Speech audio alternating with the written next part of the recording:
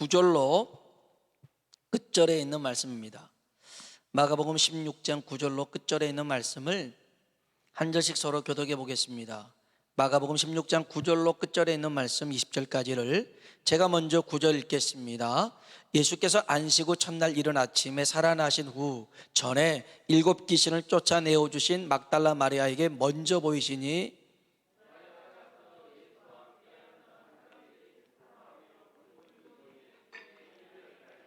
그들은 예수께서 살아나셨다는 것과 마리아에게 보이셨다는 것을 듣고도 믿지 아니하니라.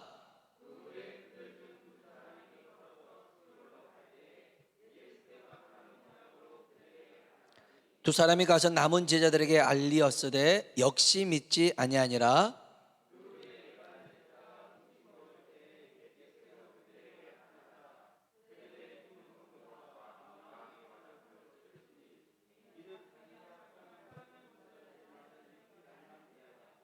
또 이르시되 너희는 온 천하에 다니며 만민에게 복음을 전파하라.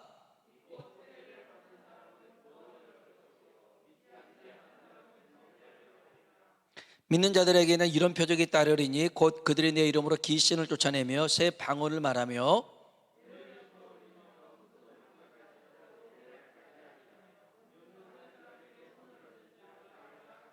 주 예수께서 말씀을 마치신 후에 하늘로 올려지사 하나님 우편에 앉으시니라.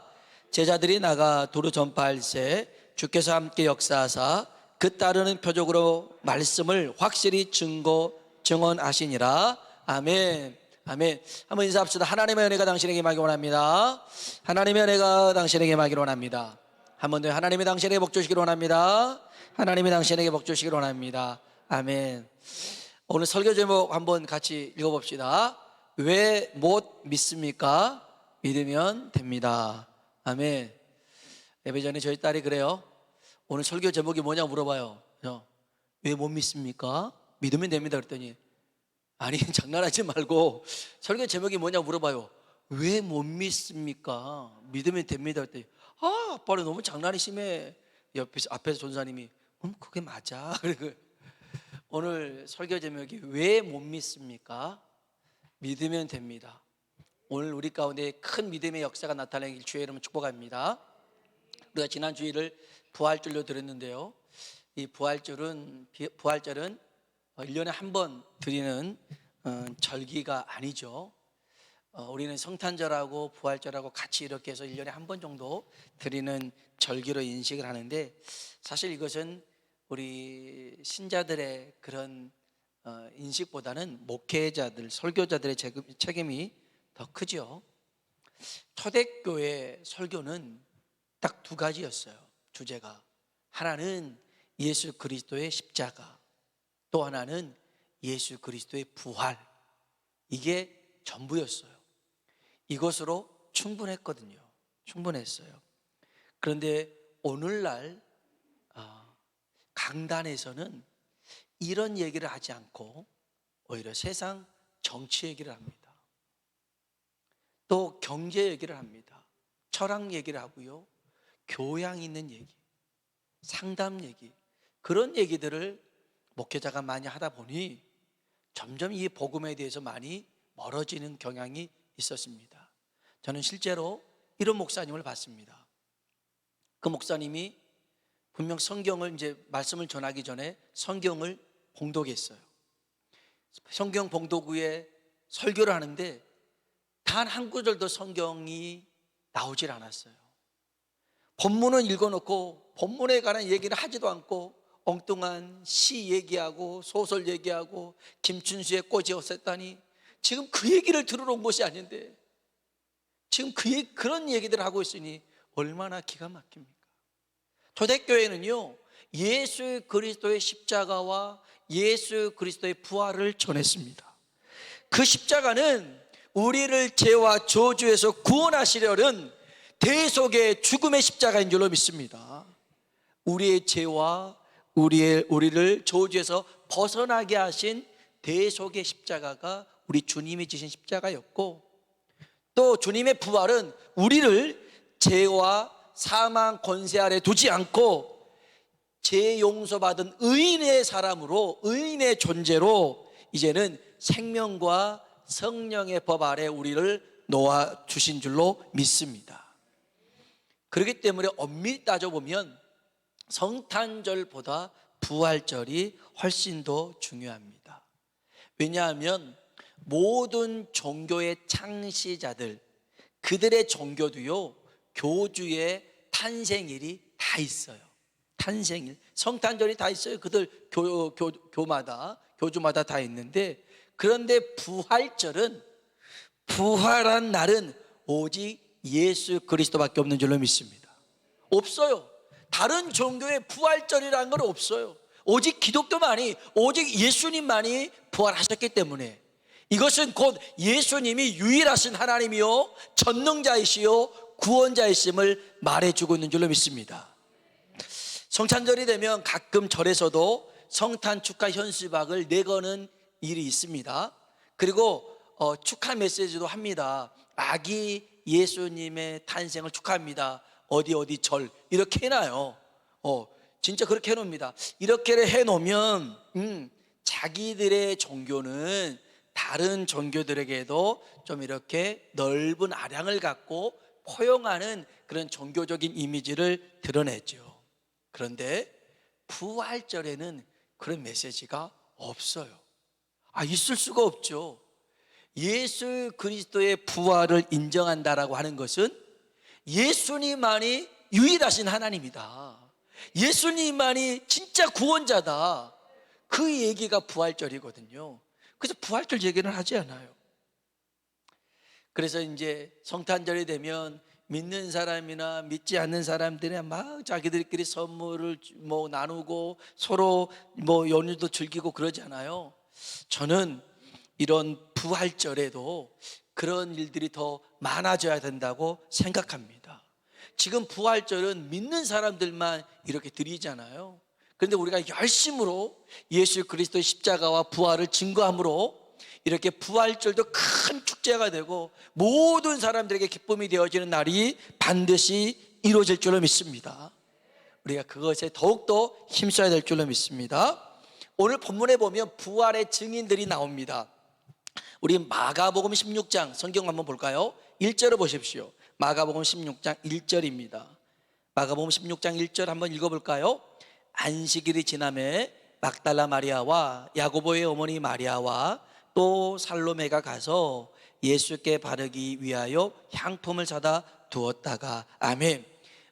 이제 안식일이 끝나고 이제 우리로 주일이 됐을 때 여자들이 나오죠. 막달라 마리아와 야고보의 어머니 마리아와 살로메가 등장합니다. 또 다른 복음서에는 요한나가 등장하기도 합니다. 아무튼 이 여자들이 예수님 그 무덤에 맨 처음 오는 겁니다. 사실 이 여자들은 예수님의 무덤에만 있었던 건 아니에요. 15장 40절 한번 봐볼까요? 15장 40절입니다. 읽어보겠습니다. 멀리서 바라보는 여자들도 있었는데 그 중에 막달라 마리아와 또 작은 야고보와 요새의 어머니 마리아와 또 살로메가 있었으니. 아멘.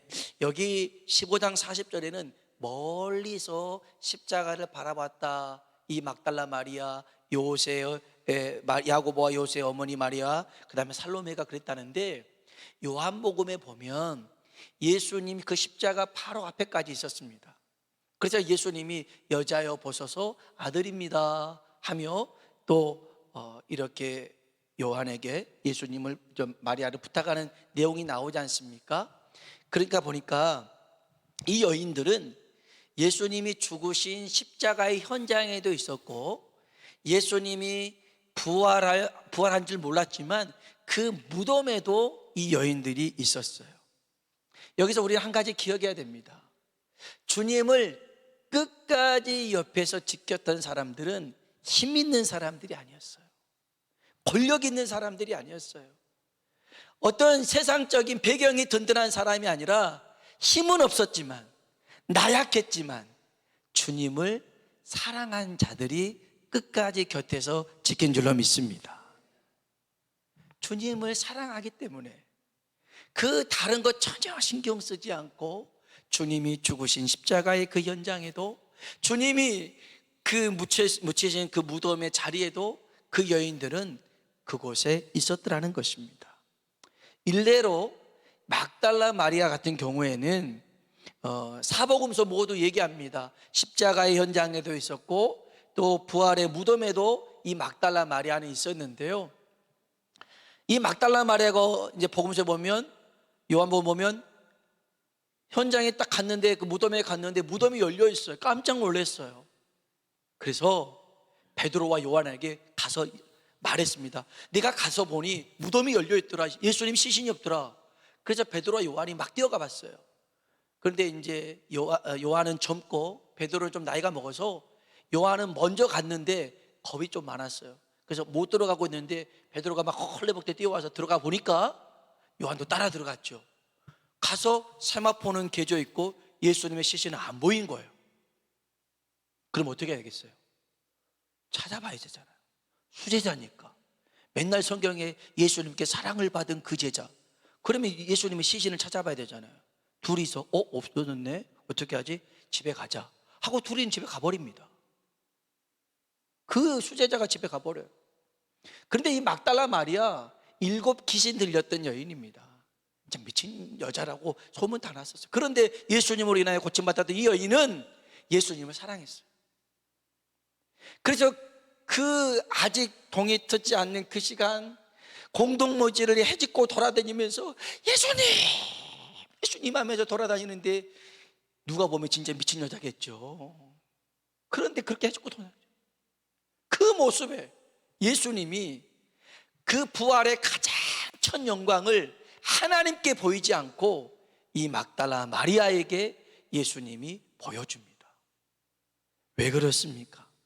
그 부활의 첫 영광을 하나님이 아닌 막달라에게 보이셨던 것은 막달라 마리아가 그렇게 주님을 사랑했기 때문입니다. 잠언서 8장 17절에 나를 사랑하는 자들이 나의 사랑을 입으며, 한번 따라합시다. 나를 간절히 찾는 자가 나를 만날 것이니라. 아멘, 아멘. 여러분, 주님을 만나셨습니까? 하나님을 만나고 싶습니까? 왜 하나님은 나를 안 만나주십니까? 하지 마시고요, 간절히 한번 찾아보십시오. 목매달 한번 찾아보십시오. 하나님이 만나주실 줄로 믿습니다.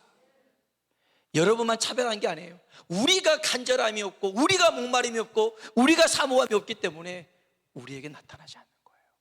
막달라 마리아는요, 정말 미친 듯이 부활하신지도 몰랐어요. 그냥 주님의 시신만을 찾았는데 그 영광의 모습을 보게 되었어요.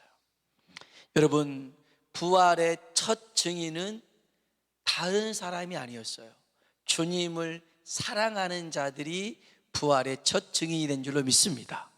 오늘 저와 여러분이 주님을 사랑하길 주의 이름으로 축원합니다. 우리 옆 사람 보고 인사합시다. 주님을 사랑합시다. 주님을 사랑합시다. 아멘, 아멘. 우리는 예수님을 믿는 사람들을 그리스도인이라고 합니다. 또 달리 표현하면 교인이라고도 하고요, 성도라고도 합니다. 이제 우리 가족이라는 의미가 있겠지만, 그러나 또 신자라는 의미, 호칭이 있습니다. 신자, 믿는 자죠. 그러니까 성도든 교인이든 신자든 통틀어서 뭐라고 그러냐, 믿는 사람이라고 합니다. 믿는 사람. 여러분, 우리 모두는 믿는 사람입니다. 뭘 믿어요? 예수님이 십자가에 죽으시고 부활하심을 믿는 사람인 줄로 믿습니다. 자, 보세요. 예수님이 부활하셨다, 이거 전에도 이제 죽은 지 사흘 만에 부활할 거다 말씀했어요. 제자들 다 들었어요. 그러면 예수님이 부활하셨다는 사실을 제일 잘 믿어야 될 사람이 누구냐면 제자들이잖아요. 제자들만큼은 제일 부활을 잘 믿어야 돼요. 그런데 성경 한번 오늘 본문 말씀 볼까요? 마가복음 16장 9절부터 11절 한번 읽어보겠습니다. 마가복음 16장 9절로 11절 읽어봅시다. 예수께서 안식 후 첫날 이른 아침에 살아나신 후 전에 7 귀신을 쫓아내어 주신 막달라 마리아에게 먼저 보이시니, 마리아가 가서 예수와 함께하던 사람들이 슬퍼하며 울고 있는 중에 이 일을 알림해 그들은 예수께서 살아나셨다는 것과 보이셨다는 것을 듣고도 믿지 아니하니라. 아멘. 통상적으로 이 사람들 이제 믿는 사람이지만 또 11 제자입니다. 사복음서를 들어서 봤을 때 막달라 마리아가 예수님이 살아나셨다고 얘기하니까 예수님이 살았다는 사실과 마리아가 만났다라는 사실을 여기 보니까 11절에 듣고도 믿지 아니합니다. 안 믿어요. 그 다음 우리 12절 13절 한번 볼까요? 12절 13절 읽어봅시다.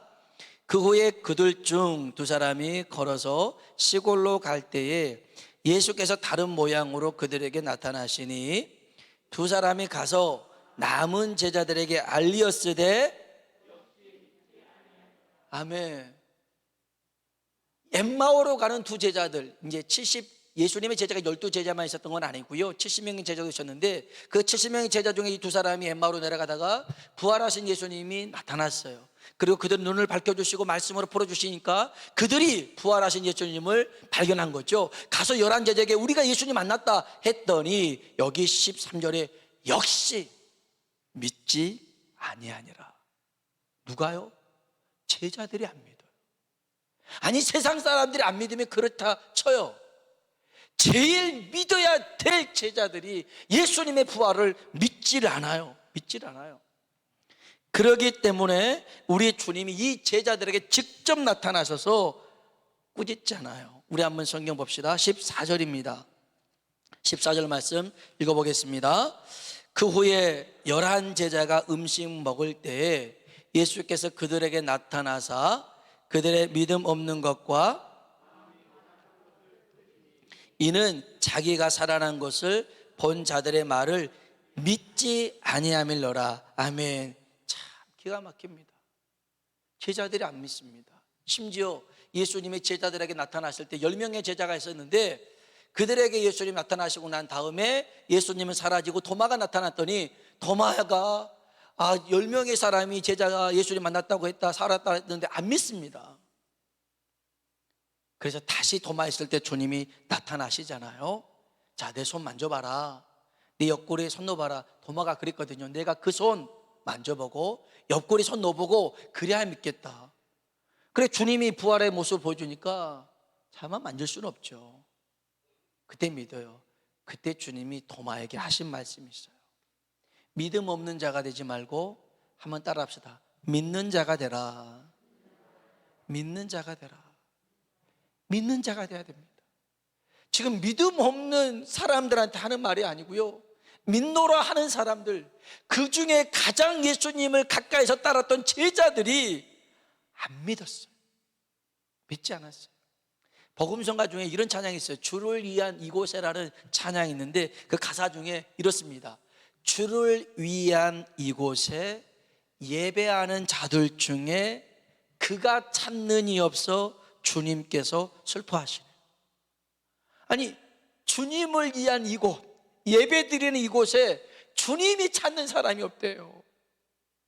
우리 예배 드리고 있는데, 우리 주님을 믿는다고 하는데 주님이 찾을 만한 사람, 주님 마음에 합한 사람이 없어요. 여러분, 주님은 세상에 기대치를 두지 않아요. 주님은 믿는 자, 신자에게 기대를 두시고 소망을 두신 줄로 믿습니다. 우리에게 주님이 소망을 두었지 세상에게 소망을 둔 게 아니란 말이에요. 그래서 오늘 우리가 믿음 없는 자가 되지 말고 믿는 자가 되길 주의 이름으로 축원합니다. 자, 그러면 왜 못 믿었을까? 왜 안 믿었을까? 아까 읽었던 14절 말씀 다시 한번 볼까요? 14절입니다 읽어봅시다. 그 후에 11 제자가 음식 먹을 때에 예수께서 그들에게 나타나사 그들의 믿음 없는 것과 마음에 완악한 것을 꾸짖으시니 이는 자기가 살아난 것을 본 자들의 말을 믿지 아니함일러라. 아멘. 아멘. 주님이 나타나셔서 그들의 믿음 없는 것을 꾸짖었는데 이유는 그 마음이 완악했대요. 마음이 완악했다, 옛날에는 강팍했다라고 써져 있어요. 이 안악함이 강팍함인데 사전적인 의미는 그래요. 성질이 억세게 고집스럽고 사나움, 이게 완악합니다. 아주 성질이 억세게 고집스럽고 사납대요. 이 강팍이라는 단어가 많이 써졌던 사람이 누구냐면 출애굽기에 등장하는 애굽의 바로예요. 하나님의 말씀을 듣고도 하나님의 기적을 10번이나 경험하고도 그 마음 안 꺾습니다. 계속 품고 있어요. 그리고 끝내는 홍해까지 쫓아가서 결국 거기서 그 인생 끝나지 않습니까? 여러분, 오늘 우리 앞에 정말 우리 모두가 겸손한 마음 가지고 살아가시길 주의 이름으로 축복합니다. 완고하다라는 뜻은요, 자기 생각만을 강하게 고집하는 거예요. 자기 생각만을 강하게 고집한대요. 그래서 자기의 경험이 옳고 자기의 이해가 옳고 자기의 논리대로 자기 감정만 이렇게 따지다 보니까 안 믿는 거예요. 제자들이 왜 안 믿었겠어요? 죽은 걸 뻔히 봤는 걸. 우리가 예수님 죽은 걸 봤다. 근데 뭘 살아나냐? 안 믿는 거예요. 자기가 경험한 것 외에는 안 믿으려고 하는 것이 뭐예요? 완고함이에요. 그런데 여러분, 오늘 우리 수준에서 제발 하나님을 이해하려고 하지 말고 정말 하나님이 원하는 믿음까지 도달하는 큰 사람 되시길 주의 이름으로 축복합니다. 나만을 고집하지 말고요, 나와 같지 않아도 틀리다고 하지 말고 좀 다르다고 좀 인정하면서 품을 수 있길 주의 이름으로 축복합니다. 어제 지방에 이제 임원들 모임이 있어서 갔었는데요, 그중 목사님이 이제 한 목사님이 그래요. 그게 이제 좀 제법 큰 교회인데, 근데 강대상 꽃꽂이가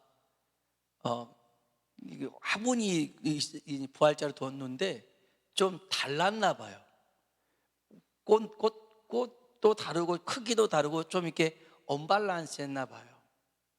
그러니까 사람들이 왜 저래 이럴 수 있는데, 이 목사님이 이렇게 서로 다르지만 이 다름이 이렇게 어우러질 때 아름다운 조화가 됩니다. 그래서 이 조화가 얼마나 귀한지 모릅니다. 아름다운지 모릅니다. 이 말씀하셨대요. 별로 그냥 감흥도 없고 그냥 그런 얘기구나 할 수 있잖아요. 그런데 그 교회에 이제 새로 좀 몇 번 나왔던 부부가 있는데 그 말에 감동을 받았대요. 그 말에 무조건 다 똑같아야가 아니라 서로 다르지만 이렇게 조화를 이룰 때, 하모니를 이룰 때 우리는 더 아름답다. 그 말을 듣고서는 바로 등록을 했다 하더라고요. 이야, 이런 역사도 있구나 생각을 했어요. 내 방식만 오라. 내가 경험한 것이 맞아. 내 생각대로 해. 복음은 그게 아니에요. 복음은 그게 아니에요. 제자들도 분명 자기가 본 게 있죠. 그냥 그게 전부가 아니에요. 우리가 하나님을 알고 하나님을 경험하는 것도요, 그게 전부가 아니라는 거예요. 더 크고 더 놀라운 일들을 하나님은 계획해 놓으시고 우리 가운데 펼치실 줄로 믿습니다.